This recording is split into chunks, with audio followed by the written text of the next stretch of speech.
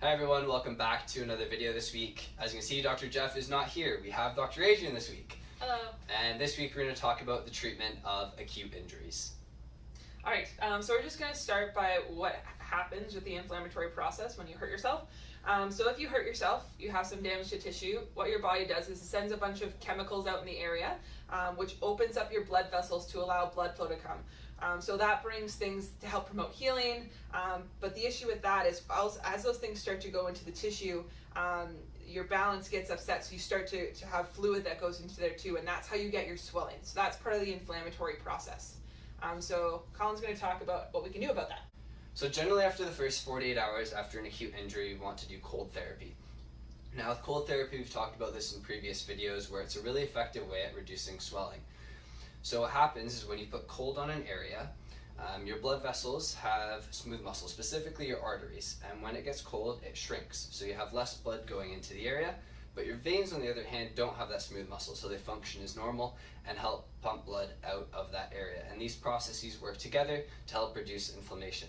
Now we generally say 10 minutes of cold, 10 minutes of rest, and that is because of a response called the Huntington Response. Now with that response, your body, after 10 minutes of cold or more, basically says, wow, we don't have enough blood flow, we need to expand, and so your arteries will expand and you'll have more blood flow to the area.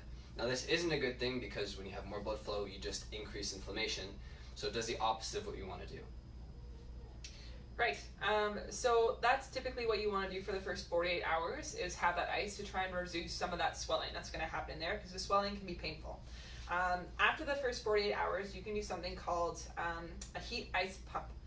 So again, let's use the example of an injury to the knee. You want to do the pump closer to your heart than where the injury is. So if you start with ice, so you put ice in the area, just as Colin said, your blood vessels are going to get smaller. So there's less blood starting to go to your knee.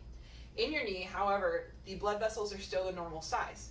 So that creates a good surface area to try and pump out some of those toxins and some of the waste your body has from trying to heal itself. So I like to think of it like the eaves trough. So you got all these leaves and all this gunk coming into your eaves trough. Then you take off the ice and you put heat.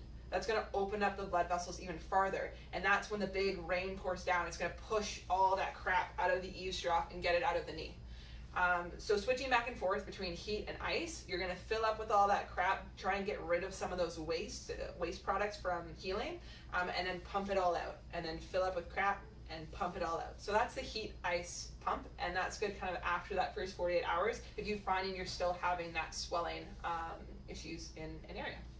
So to recap, your first 48 hours you want to do some cold therapy, and then after 48 hours you can do that hot cold, or you can just stick with the heat therapy.